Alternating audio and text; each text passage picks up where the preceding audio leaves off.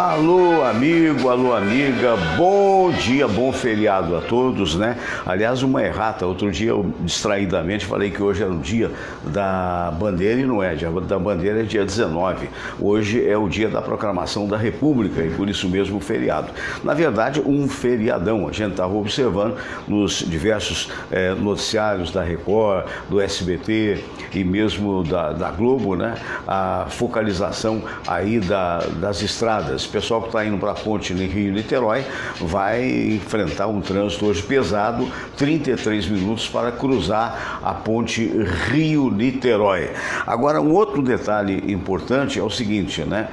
Pessoal que está em São Paulo ficou bastante assustado e ainda bem que ocorreu na madrugada de São Paulo. Recentemente eu passei ali pela Marginal Pinheiros, né? No sentido, inclusive, de ir para a casa do meu sobrinho e estava tudo muito bem, obrigado. Ontem, ou hoje pela madrugada, 5 carros passavam pelo viaduto ali, aquele viaduto fica perto de um palácio, não me lembro agora qual o nome dele, mas não importa, o que importa é o viaduto. Então as pessoas de repente literalmente voaram, porque o viaduto cedeu 2 metros de altura entre uma junta e outra. Imaginem vocês, o carro passando e você vê, ainda agorinha, você vê restos de pedaços de carro, porque o cara voou, né? Você não vai adivinhar. Você vai, imagina, num viaduto, você vai a 90 km por hora, que é o permitido na Marginal Pinheiros de São Paulo. E, por sorte, não se fez vítima, né? A não ser talvez financeiramente, porque tem pedaço de carro, alguma coisa se perdeu ali. Imagine as molas do carro como devem ter ficado, né? Dos 5 que foram passando e literalmente voando, ou seja, pulando, né? Agora a Marginal Pinheiros foi interditada, não é? Causou um engarrafamento enorme, porque ali vai para a rodovia Castelo Branco, aquela região, enfim, lotada de carros. E imagine amanhã, porque amanhã então é dia comum. Hoje ainda é um dia que muita gente já saiu de São Paulo. E a gente fica muito preocupado. Ainda ontem era motivo da nossa conversa aqui, e eu dava o meu testemunho, que eu trabalhei 20 anos na madrugada da Rádio Tupi do Rio de Janeiro. Então eu transitava muito entre 10 horas da noite, que é 9h30, 10 horas, que é a hora que eu saía para a produção do programa, para conferir os repórteres todos que iam entrar, essa coisa toda, e voltava para casa 3h15, 3h30, e ontem, da manhã.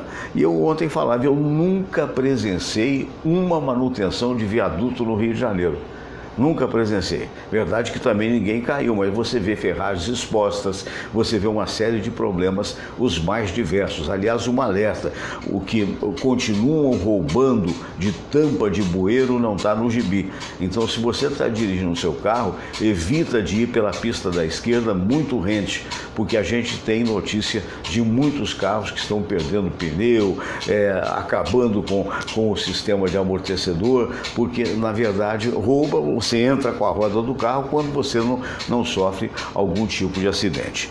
Muito bem, outro assunto que a gente vai estar aqui, eu pedi, o Dr. Ray mandou, lembra do Dr. Robert Ray, né? Mandou nada, eu estava pesquisando na internet, saquei, achei interessante, porque é curioso, ele é uma espécie de modelo, né?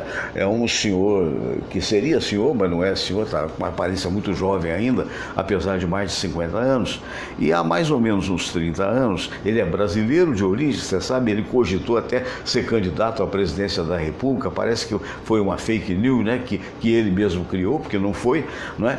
E ele é um brasileiro que foi pinçado, digamos assim, do Brasil, levado por uma família de mormons, foi educado na religião mormon, se formou médico, se não me falha a memória, numa importante universidade, ou Yale ou Harvard, não estou lembrado bem, e se tornou durante um bom tempo um dos maiores cirurgiões plásticos, estranheza à parte, nos Estados Unidos, a tal ponto que teve uma série com o nome dele, uma série, há uma diferença básica entre o médico do Brasil e o médico dos Estados Unidos, não é no sentido de conhecimento, nós temos excelentes médicos aqui, não é isso, é que a medicina aqui é mais, digamos assim, proibitiva de se divulgar o que está fazendo. Eu tenho aqui durante muito tempo a honra de ter hoje o presidente da CREMERGE, o Silvio Provenzano, e o doutor Silvio diz, o médico não pode por aí, isso no Brasil, né, divulgando como é que ele faz plástica, essa coisa toda, divulgação pessoal, tem que ser da técnica. E lá nos Estados Unidos não, nos Estados Unidos você pode fazer tudo, quer dizer, tem até dois médicos que são excelentes, que tem um programa chamado Botched, quer dizer uma espécie de reforma, né? Reforma facial, reforma do indivíduo, e que divulgam e mostram a consulta. É uma questão de ponto de vista. Então, nesse particular, a medicina brasileira seria mais séria, mais voltada para a divulgação do fato em si e não de promover o médico. Mas lá nos Estados Unidos você pode ser promovido à vontade. E com isso ele conseguiu uma condição de milionário. É um homem que eu vi uma ocasião, digamos assim, a filmagem da casa, você tem uma mansão extraordinária, né? Enfim, mas aí ele tem mandado alguns pequenos documentários, e num deles ele está falando como é que a pessoa deve fazer para preservar o tônus facial. Né? Como nós temos aqui hoje o Dr. Ebinder, que é psicólogo, né? E também o nosso querido Dr. Pedro Carlos, que é professor de matemática e, sobretudo, pessoas de bastante vivência, a gente vai daqui a pouco entrar nesse tema e outros também. Vamos abordar, por exemplo, o Lula disse que é inocente, né? E falou isso lá diante da doutora. A doutora foi enérgica em determinado momento, mas de qualquer maneira é isso. Vamos falar também da situação que hoje o Rio de Janeiro vive, com muita dificuldade de policiamento, essa coisa toda, e sobretudo vamos alertar com relação às estradas. Você deve ir com mais vagar, com mais calma, né? E eu gostaria de perguntar por que tem certas pessoas que têm compulsão por velocidade. Bom, mas então vamos começar por aí. Meu bom dia ao nosso querido Dr. Luiz Aibinder. Bom dia, Aibinder. Bom dia, Fernando. Bom dia a todos os internautas. Pois é. Aqui com prazer. Pois é, meu querido amigo, por que tem tanta gente que tem essa necessidade de correr, fica feliz de correr e de repente se esquece um pouco, isso no carro, né, dos perigos de se dirigir? Olha, uma boa dose de adrenalina, né? Tem gente que é viciada em adrenalina. Nós somos, se você pensar. Você vê um filme de terror, suspense, andar de montanha, mais interessante. Algumas coisas que dão emoção. Dão emoção. Faz bem. O problema é quando ela coloca em risco a vida própria ou a de terceiros. Segundo, o sujeito está de férias, vai ser no feriadão, ele está numa alegria assim, maior do que a média dos dias dele. Então ele se acha assim, um pouco acima do bem e do mal, se superestima no volante, subestima os outros, confia no carro dele, mas não pode confiar no dos outros, então ele se aventura muito. E isso acaba geralmente em tragédia. Acaba em tragédia. Falando isso, para não deixar de tocar, neste sábado o amigo vai estar no programa da Celeste Maria, na NGT? Vou. Não é? NGT, canal 17 da NET. Da NET. E no canal aberto é 12.1. Sei. Falando sobre vários assuntos. Que bacana. Inclusive você mencionou um agora, se me permitir antecipar. À vontade. Você falou do Lula, né? Do Lula. Nesse programa de sábado vai estar um cantor popular. Porque já está gravado. Já está muito espirituoso, que eu não conhecia. Boca Nervosa. Olha que não conheço. Isso é do amigo meu, ele conta. É mesmo, é? Você quer? Não, o sítio não é meu, é de um amigo meu. Ele faz uma... O triplex não é meu, é de um amigo meu. E o filho milionário. Também não é meu, é de um amigo meu, porque o primeiro filho é a Dona Marisa. Mas muito bom. Olha, interessante. Parabéns, então, à nossa Celeste Maria. Eu sempre recomendo o programa dela. É muito bom. É muito legal, um trabalho muito bonito que ela faz. Mas, ô Pedro Carlos, você tem essa compulsão que você gosta de carros bons. Eu sei disso. Você tem essa... Gostar a gente gosta, não temos dinheiro para pagar. Né? Vem com essa conversa que eu vou botar na lata, hein? Mas o detalhe é o seguinte, você tem essa compulsão ou você, quando começa a correr demais, você dá uma meia trava? O anjinho aparece, olha, faz isso não, cuidado, como é que é? E se tem, por quê? Bom dia. Bom dia a todos.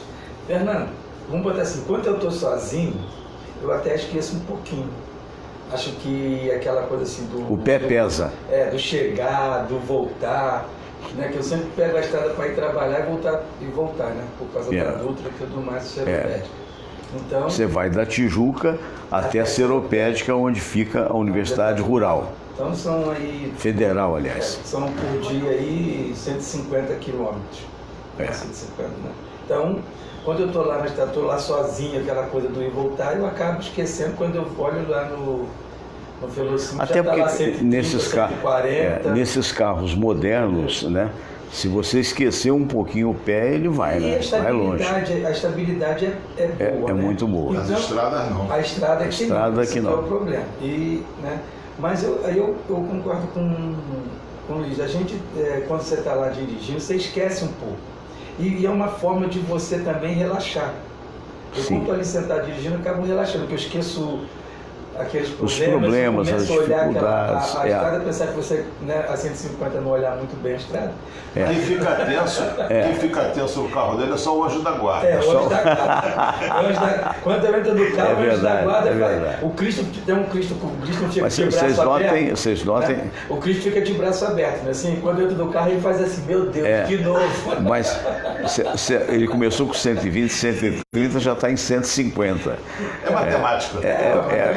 Matemática, tem a ver. De evolução. Não tem um lance aí, não tem um certo lance de ansiedade de chegar também? Tem isso também? Tem isso também. Às vezes eu venho no Catete, não tão longe. Eu trabalhei lá do Palácio do Catete. Palácio Catete, do Flamengo. Eu venho para casa e cansado, doido para chegar em casa, dar uma relaxada. Sei. A minha tendência é querer correr, mas o trânsito não me dá essa liberdade. A gente vai, como sempre acontece, logo na abertura, apenas um pitacozinho, por assim dizer, do que nós teremos aqui com esses nossos queridos amigos brilhantes e cada um com a sua opinião. O importante é isso, né? Não há censura nesse programa e não pode haver, afinal de contas, cada um deve defender o seu ponto de vista. Mas a gente vai para o momento da oração, né? E depois a gente vai voltar aí falando dessa situação. Por que as pessoas, tem umas que passam a vida com a sua aparência de nascimento e com o natural envelhecimento? E por que tem outras que acabam viciadas na cirurgia plástica? Mas antes de falarmos sobre isso, a gente vai ter o depoimento dessa figura, no mínimo curiosa, que é o Dr. Robert Ray, direto dos Estados Unidos. Mas vamos então primeiro à prece de Caritas. Eu queria lembrar que este programa é um oferecimento das Espadas Katana, espadascatana.com.br, onde você pode importar lá do Oriente espadas samurai, as autênticas espadas para a decoração da sua casa. Também de Bradesco Seguros, Bradesco, onde você pode fazer o melhor seguro online. E também lembrando a você do Caçador, o restaurante Caçador, o melhor restaurante da Tijuca, na Rua Pareto 42. E mandando um grande abraço para a Camélia Flores, para o Álvaro da Camélia, para o Serginho, para o Alvinho e também para o Robertinho Camélia Flores. Se você encomendar sua flor hoje, até às 5 da tarde, mesmo no feriado, ela entrega. Mercado das Flores, onde fica a Camélia Flores, ali pertinho do metrô da Uruguaiana, quase que eu falo da Carioca. Agradeço ao Aibinder. Também fica perto, só um pouquinho. Exatamente. Então vamos lá, vamos ao momento de oração e daqui a pouco a gente volta. Todos rezar a prece de Caritas e depois a oração ecumênica que um dia Jesus nos ensinou. Deus, nosso Pai, que sois todo poder e bondade, verdade. Dai a força àqueles que passam pela provação. Dai a luz àquele que procura a verdade. Põe no coração do homem a compaixão e a caridade. Deus, dai ao viajor a estrela guia, ao aflito a consolação, ao doente o repouso. Pai, dai ao culpado o arrependimento, ao espírito a verdade, à criança o guia, ao órfão o pai. Senhor, que vossa bondade se estenda sobre tudo que criastes. Piedade, Senhor, para aqueles que não vos conhecem. Esperança para aqueles que sofrem. Que a vossa bondade permita aos Espíritos Consoladores derramarem por toda parte a paz, a esperança e a fé. Deus, um raio, uma faísca do vosso amor pode iluminar a terra. Deixai-nos beber nas fontes dessa bondade fecunda e infinita, e todas as lágrimas secarão, todas as dores se acalmarão. Um só coração, um só pensamento subirá até vós, com um grito de reconhecimento e de amor. Como Moisés sobre a montanha, nós vos esperamos com os braços abertos, ó bondade, ó beleza, ó perfeição. E queremos de alguma forma alcançar a vossa misericórdia. Deus, dai-nos a força de ajudar o progresso a fim de subirmos até vós. Dai-nos a caridade pura, dai-nos a fé e a razão, dai-nos a simplicidade que fará de nossas almas o espelho onde há de se refletir a vossa santa imagem.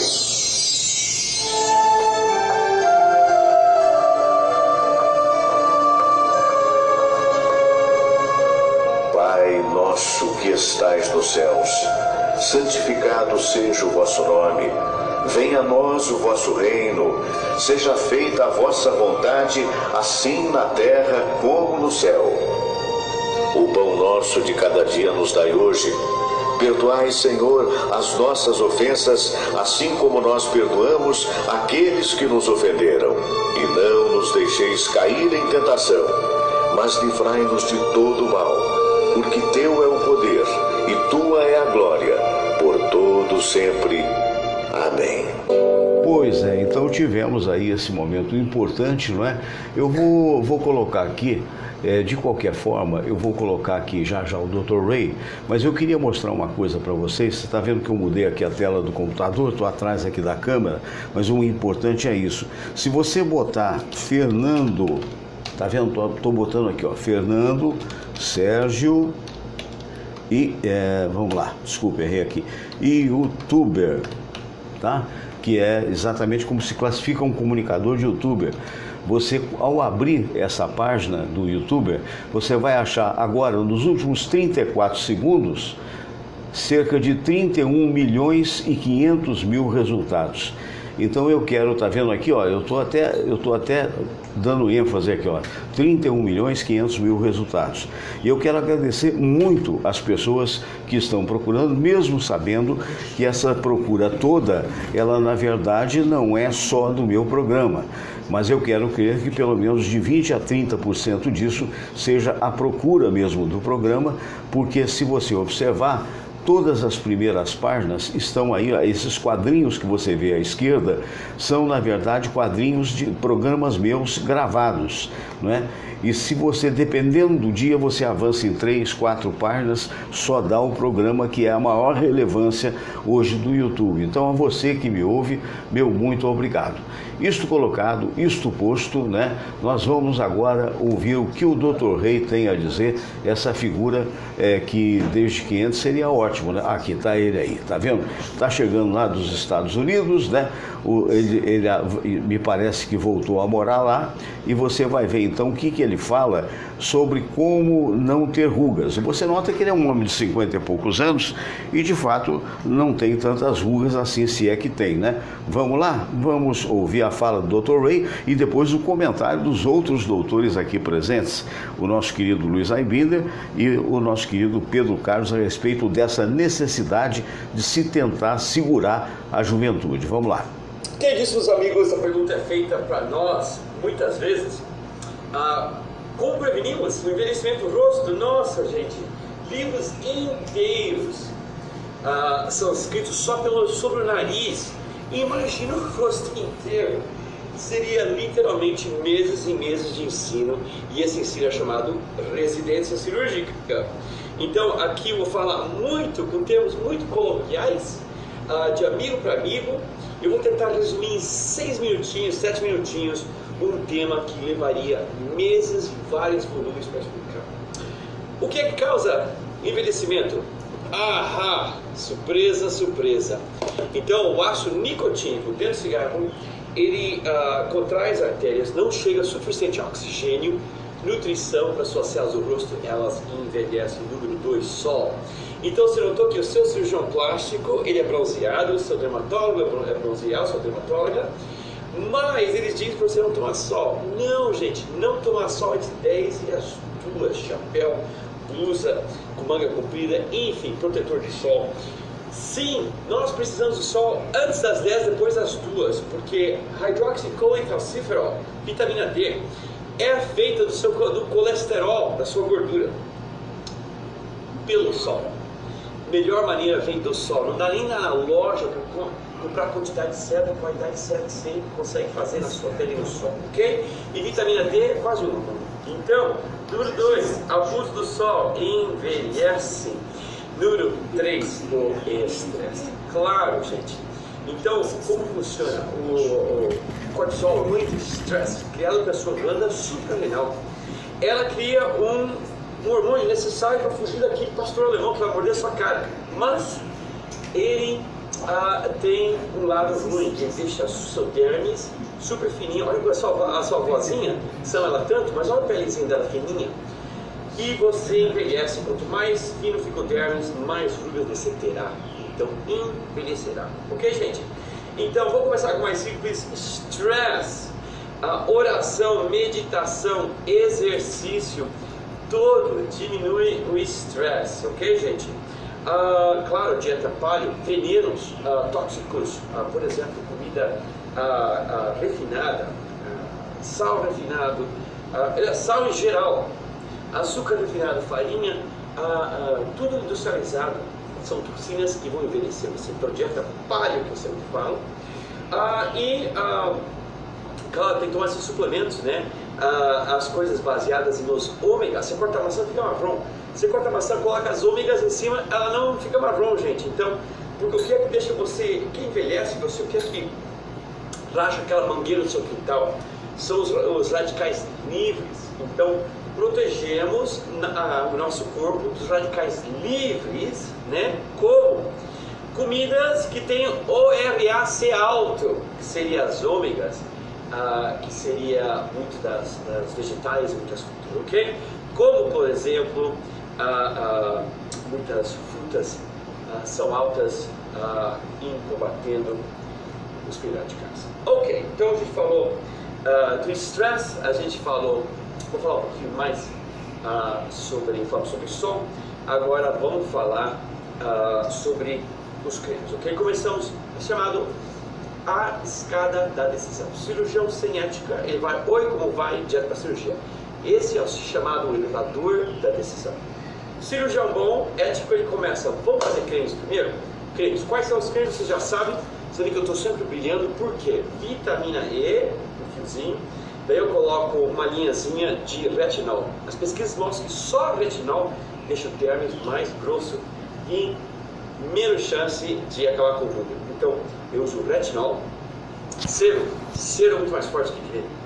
Daí eu coloco um pouquinho de aspirina esmagada, sim, porque é um peeling químico, ok?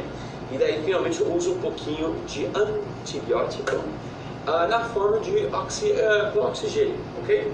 Então, como aquele benzoyl peroxide, né? Benzaide peroxide, ok? E eu misturo tudo junto, coloco meu corpo inteirinho, gente. Olha que eu estou, ainda quase 60. Quase 60 anos. Impressionante, porque a aparência, eu vou deixar para os meus convidados dizer qual a aparência que esse cidadão tem. Ele está com quase 60, acho que ele está na faixa dos 58, se não me falha a memória. É admirável ou é narcisista? Qual é a opinião dos amigos? Igual o Paulo Silvino? Paulo Silvino? Pode falar igual o Paulo Silvino? Pode. Isso é uma... O Paulo Silvino já se foi, né? Será? Então... Não sei não. Eu acho que agora você vai ficar.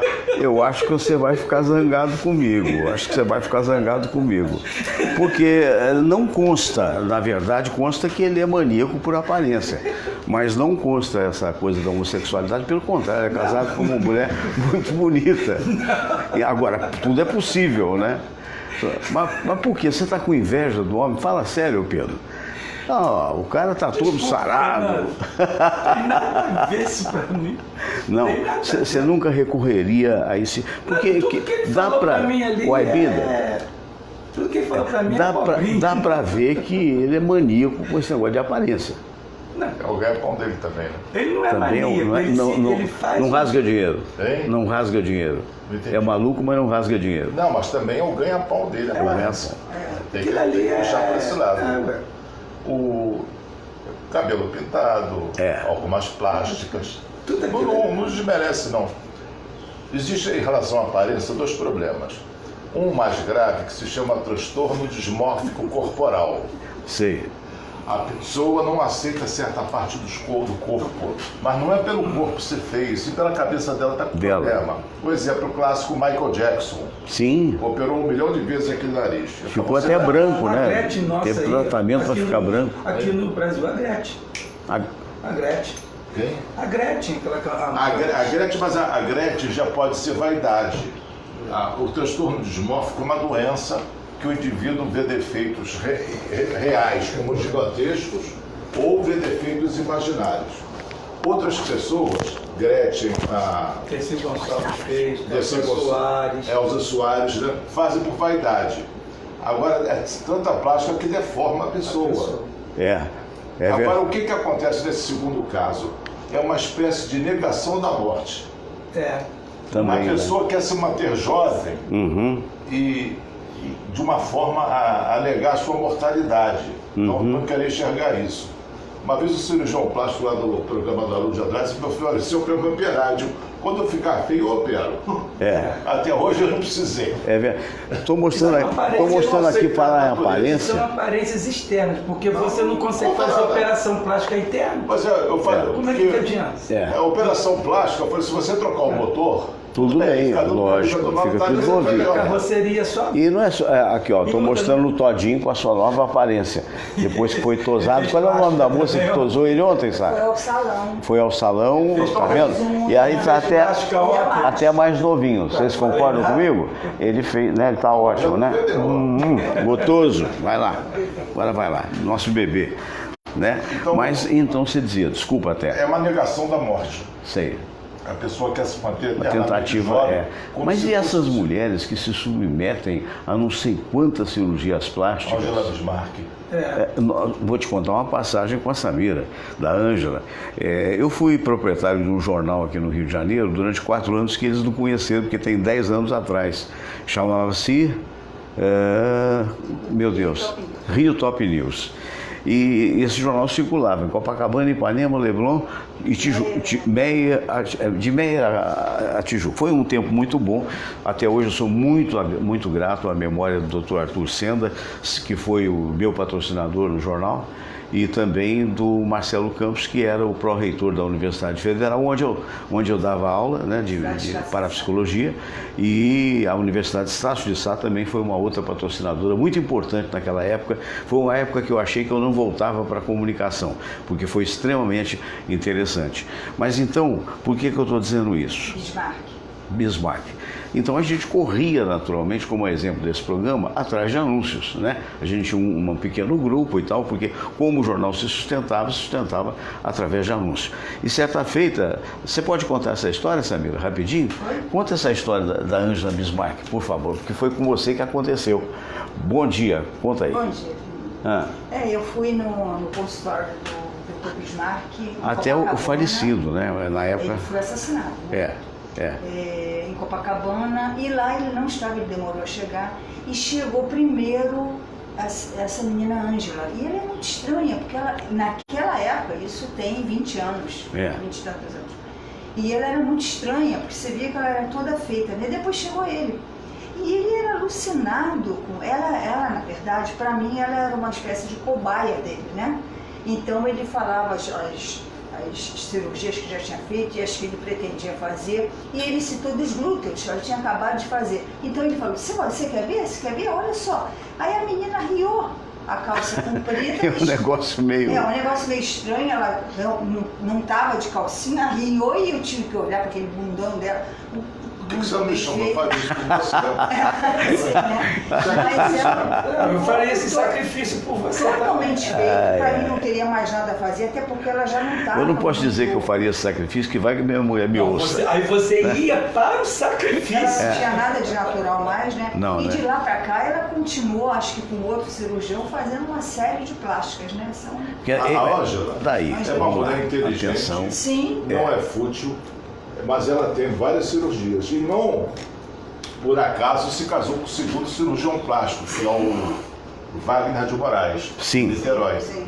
Entendeu? Mas ela fez várias cirurgias. Várias cirurgias. Mas a aparência dela, eu não olhei pro bumbum, não tive esse prazer, essa honra, esse privilégio. Tem gente que vai apanhar em casa. Mas a aparência dela não é deformada como uma Gretchen. Tem coisas bem feitas, né? São bem E outras não feitas. são. Sim. Uma Né? mulher muito alta, muito bonita, Sim. não é besta. Né? Sabe? Eu não a conheci. Uma pessoa Sabe? interessante. Talvez ela Muito simples, muito. Ela Isso mexeu me no lembra. rosto e parou.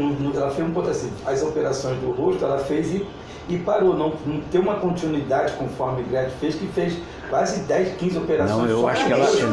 ela mexeu no corpo Não, todo. eu sei, ela mexeu no corpo todo. Ela Mas, fez. assim, a Gretchen, a cada Foi ano, mais gosto, né? a cada ano, a Gretchen fazia aquela coisa do rosto. Ela fez Essa personalidade. A Dercy Gonçalves me disse que com mais uma cirurgia ela ficava com cavanhaque. É verdade. Essa personalidade exibicionista, que eu queria também que vocês comentassem, me lembrou um fato parecido com desse com a Samira. Em 1991, em 1981, eu deixei a Rádio Globo, após muitos anos, e fui para a Manchete, que era da Bloch. Era um programa de 6 às 9 da manhã, o programa Fernando Sérgio nasceu ali, e de 9 ao meio-dia era Canásio, né? E o Canásio, já de se lembrar dessa história, se não lembrar, eu reavivo, né? Então acontece o seguinte, o meu produtor era um que mais tarde brilharia na Globo, na produção do Paulinho Giovanni, que me pediu para tomar o produtor, que era o João Carlos Viegas, a quem eu mando um grande abraço, eventualmente até ver esse nosso programa. Muito bem, e o João Carlos estava no início da vida dele e tal, e ele estava perturbado com alguma coisa ao telefone, estava no finalzinho do programa, alguém ligou e ele foi conversando, provavelmente, eu não sei qualquer coisa que acontecia ali, ou talvez saiba, não queira contar. E então aquele aborrecimento distraiu, porque a função do produtor era, quando acabasse o programa, juntar os papéis. Na época era muito papel, hoje o computador não tem isso, mas na época tinha, né? E você fechar a pasta e tirar para deixar livre para o outro comunicador, que era o Roberto Canásio. E então naquele dia o Viegas saiu, não, porque não sei o que e tal, discutindo com alguém. E ficou, eu tinha saído também, quando eu estava na metade do corredor da Manchete, falei, poxa, eu não vou deixar aquilo ali. Só que naquela época, entre eu sair e o Canásio entrar com o Nelson Gonçalves, que era um grande cantor que todos nós reverenciamos até hoje, mas que a gente sabia que ele tinha esse espírito exibicionista, né? Então quando eu vi que a pasta ficou lá, não, vou voltar para pegar. Quando eu voltei para pegar, estava uma situação constrangedora, porque o Nelson Gonçalves tinha feito uma prótese peniana, daquela que você tem uma bombinha no saco escrotal, né? E você aperta aquilo ali, então vai aqueles dutos de silicone que enchem de de soro, e de repente o cara tem uma ereção que não tinha mais. E aí o Carnazzo teria perguntado para ele, e aí, como é que foi bem de operação? Ele foi perfeitamente, abriu a braguilha e mostrou. Quer dizer, eu vi aquela cena, sair correndo do estúdio. Mais tarde, por volta de meio-dia, o Carlos Fernando, deixa eu explicar direitinho o que ocorreu. Aí contou essa história, perfeitamente factível. Mas é uma reação parecida com essa reação da Bismarck. E os meus amigos vão me sacanear, porque toda vez que eu conto essa história, você prestou atenção, hein? Vamos lá, o que houve aí? Sem comentários. Tolinho! Agora, Tem pai que sabe. Agora, gozação à parte, esse programa já tem mais nível, hein? Gozação à parte, o que faz a pessoa ser exibida, você vê isso no teatro, tem pessoas que tiram a roupa sem o menor problema. E não é verdade que todo ator e atriz faça isso, né? Por que uns são mais exibidos que outros? No teatro não é o ator, é o personagem. Sim. Na vida real, o exibicionista é um pervertido, ou seja, um tarado, se chama tara, perversão sexual. O prazer dele é se exibir e chocar as pessoas, exibir as partes genitais. Ele faz isso em porta de colégio, dentro do trem. O prazer dele, o grande barato dele é se exibir. É uma compulsão que ele tem. E por isso vai preso muitas vezes, é espancado na rua, porque está agredindo lá a moralidade de quem está vendo. Isso é um exibicionista. Agora, outras pessoas são, possivelmente do Dr. Rei, histriônicos, são teatrais, sabe? Querem aparecer, chegou a ser o rei da festa, chegou a ser o rei do programa. Eu fui num almoço lá daquela fraternidade. Sei. Aí foi lá a Isabelita dos Patins. Sim, nossa amiga, um abraço. Toda caracterizada, mas falava alto, chamava atenção, falava assuntos que ninguém estava interessado em saber. Ela tinha umas 30 pessoas, ela queria agia para ser o centro das atenções. Esse é um temperamento que antigamente era chamado de histérico e agora passou a chamar histriônico. É uma teatralidade. O ator não é o ator que está nu, é o personagem dele. Mas eu posso observar, eu dirigi muitas peças de teatro, né? Aliás, Samir, pega ali para mim aquela quadro histórico lá de Juiz de Fora, uma peça que eu vou mostrar que foi com esse dinheiro que eu vim para o Rio de Janeiro.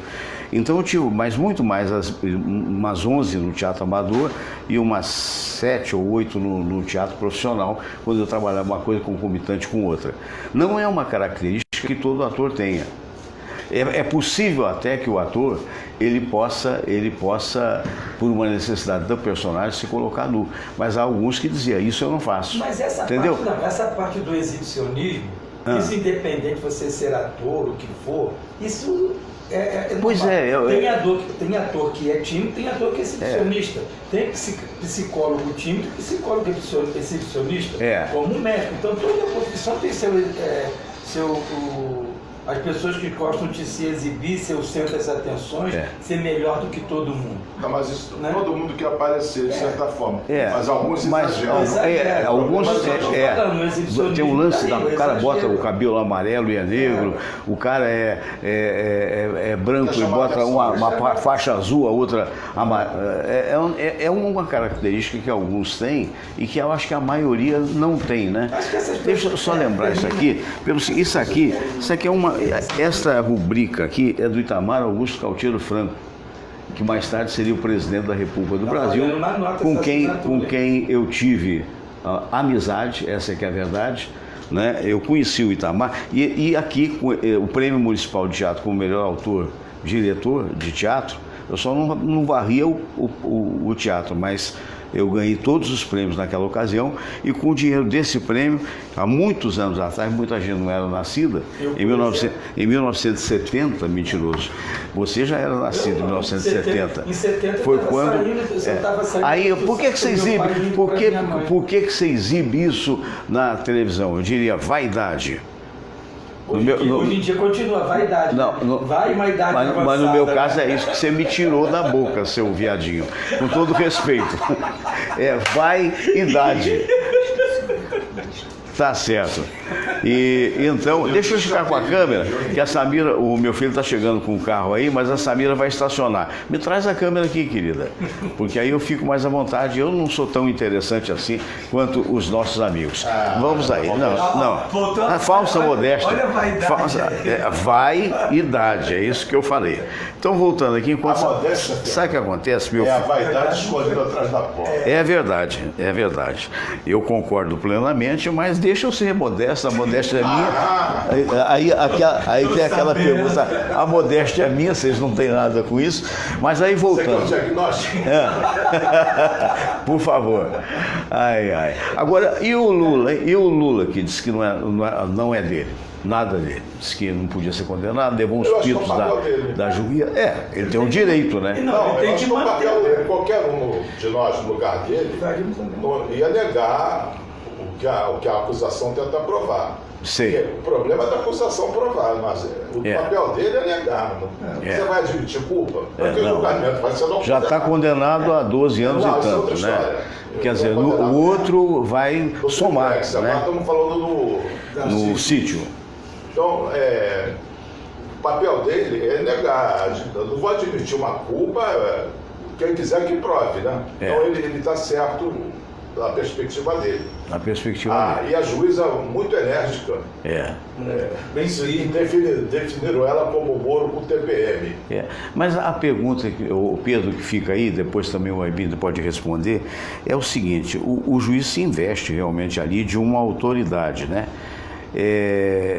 Mas também o outro, eu não estou falando do Lula, de qualquer pessoa que esteja sendo inquirida ou perquirida, ela está também acuada, né? Será que ela não tem o direito, mesmo que de exagerar às vezes em determinados posicionamentos? Ela pode exagerar, deve exagerar e tem até o direito de exagerar.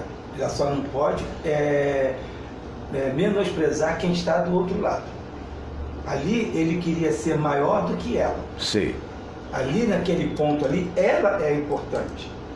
Ela estava fazendo as perguntas. Então ele podia até exagerar, discutir, falar qualquer coisa, mas não querer sobrepor a autoridade dela. Em determinados momentos, ele estava querendo ser maior do que ela. Então, talvez até se ache, né? Então, ele se acha. Então, onde ela falou assim, agora, aqui quem manda sou eu, o senhor me responde. Então, ali ela foi certo. Eu gostei das atitudes dela. A Aibinda, ela foi enérgica, né? Totalmente. Também. Você vê que aí é que está uma coisa. Ela foi enérgica e não impôs a autoridade dela. Ele queria impor a autoridade dela. Não, ela impôs a autoridade dela. Ela impôs a autoridade dela. Ela impôs. O senhor não fale nesse tom. Não, assim, se eu continuar, você vai ter problema comigo. Ela impôs a autoridade. Mas ela tem autoridade para isso, ele não tem. Mas o que eu quero dizer, se impor não é assim como é que se fala? Cala a boca. É um cala-boca. Dizer assim, eu aqui sou autoridade. Hoje, falou isso. Hoje eu sou autoridade, o senhor não. Diferente se ele fosse o presidente e ela. Eu acho que ela falou tudo isso com outras palavras. Com outras palavras. Agora eu fico pensando na situação do Lula, olhando do lado pessoal dele. É difícil. O cara era conhecido no mundo todo. Não né? O cara e tudo. O cara era uma autoridade mundial, um prestígio mundial. Virou referência, né? Virou um presidiário. Submetido a uma série de regras, uma privação de liberdade, uma coisa constrangedora. Vai no tribunal e tem que baixar a cabeça para o juiz, segundo o Renan Calheiros, um juiz eco, né? Tem que baixar a cabeça. O cara, para engolir isso, é difícil. E o Lula é narcisista. Ele é. Ele se acha o dono da verdade. A pílula dele é muito amarga. É verdade. Ele está pagando pelo que fez. Eu acho que se ele tivesse lá consciência realmente se ele fez ou se não fez, ou isso ou aquilo, acho que se ele fosse ali mais humilde desde o início, olha, eu errei nisso, acertei nisso, fiz isso, fiz aquilo, eu acho que ele manteria a popularidade dele e o respeito dele.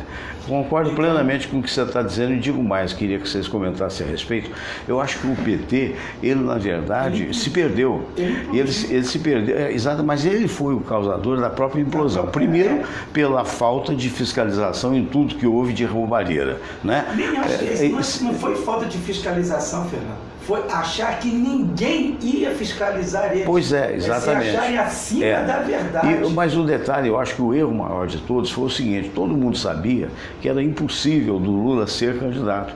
E eles mantiveram isso à exaustão, na expectativa daqueles 30 milhões que o Lula apresentava na pesquisa, acabar carreando para o candidato que acabou sendo eleito, eleito entre aspas, né, indicado, seria melhor falando, pelo Lula, que não tinha ainda o embasamento nacional para ser candidato. E mais do que isso, que tinha feito uma administração, no mínimo, discutível de São Paulo. Quer dizer, o erro partiu deles, como disse o Pedro Aibinder. O Lula, como eu disse anteriormente, é um narcisista, só olha para si mesmo, entrega a cabeça dos companheiros se precisar, como já fez várias vezes. Então o Lula é um narcisista. Ele só visava o lado dele, desprezando os interesses do PT, do partido. Então se manteve até a última hora como candidato. Então poderia ter lançado antecipadamente o Haddad para que ele trabalhasse na sua própria candidatura. Início, né? E esse novo ministro das Relações Exteriores, nomeado ontem pelo presidente Bolsonaro, falou uma coisa muito interessante, que o Haddad era poste do Lula. Lula é poste do Maduro. E Maduro é poste do Chaves. Olha, você me dá uma chance, vamos ver do próprio Bolsonaro o que ele fala? Só um minutinho, eu tenho aqui gravado para depois vocês comentarem com relação a esse ministro do exterior. Então vamos ver, tem algum tempo que eu não fazia essa câmera aqui, que essa menina teve que ir lá na garagem do prédio para estacionar um carro, né? Mas eu vou mostrar aqui para vocês o que o Bolsonaro fala. Vamos lá. Vai demorar um pouquinho, porque a internet está aqui você vê. Eu quero agradecer as imagens da NBR, né? Estão aqui também chanceladas pela Band. Vamos lá, vamos ver. Jair Bolsonaro reagiu à decisão de Cuba de deixar o programa Mais Médicos e chamar de volta 8 mil profissionais que atendem em 3 mil cidades brasileiras. O presidente eleito já havia falado que exigiria a revalidação dos diplomas e o repasse integral do salário aos médicos. O governo cubano classificou as afirmações como depreciativas e ameaçadoras. Em torno de 70% do salário desse médico é confiscado para a ditadura cubana. E outra coisa, que é um desrespeito com quem recebe o tratamento por parte desses cubanos. Não temos qualquer comprovação que eles são efetivamente médicos e estejam aptos a desempenhar sua função. Isso é trabalho escravo, não é nem análise de escravidão, é trabalho escravo. Não poderia compactar com isso aí. Bolsonaro disse que o programa social não será extinto. Se fizerem o revalida, a salário integral poder trazer a família, eu topo continuar com o programa. O programa não está suspenso. De outros países podem vir para cá. E a partir de janeiro, nós pretendemos, logicamente, dar uma satisfação a essas populações que serão assistidas dessa forma. As declarações foram dadas durante o anúncio do futuro ministro das Relações Exteriores. O embaixador Ernesto Araújo é diplomata há 29 anos e dirige o Departamento de Estados Unidos, Canadá e Assuntos Interamericanos do Itamaraty. Ele estava no radar de Jair Bolsonaro desde a campanha presidencial, quando mostrou-se alinhado com a política do presidente norte-americano Donald Trump. Pelo perfil dele, pelas suas propostas, pela sua vida pregressa, é uma pessoa bastante experiente, apesar de ser um jovem, né? 50 anos de idade. Muito bem, então vocês viram aí da fala, né, inclusive do que citou o nosso querido Luiz Aibinder, desse novo ministro das Relações Exteriores, né? E também, notadamente, queria que você analisasse que a tua área de saúde, embora você seja psicólogo, né, essa coisa dos médicos de Cuba, que ele deixou até uma janela aberta. Ele disse que os médicos vinham sozinhos aqui e ganhavam só 3 mil, parece que o restante ia para o governo cubano, né? E que isso era desumano e que se trouxerem a família, ele até aceita continuar. Como é que você vê essa decisão unilateral do governo de Cuba, a quem o Bolsonaro cognominou de ditadura? Primeiro, é ditadura mesmo.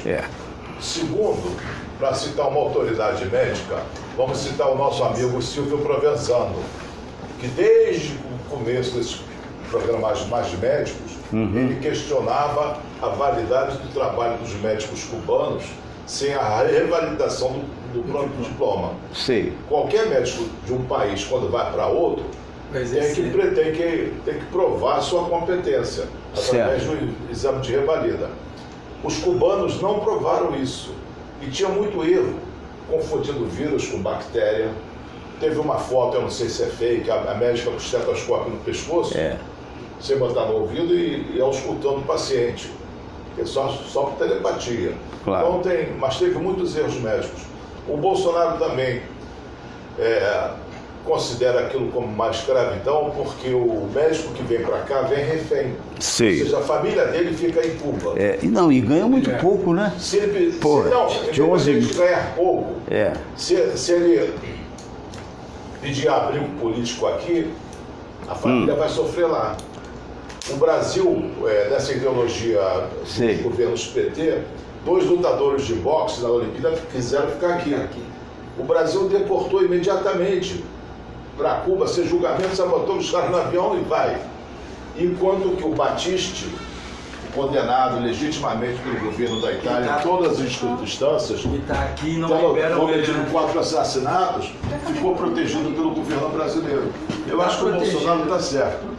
E o Cuba, eu acredito que tem a ideia de retirar os médicos, porque vai provar que eles não são médicos competentes. E não ser médico competente é um acordo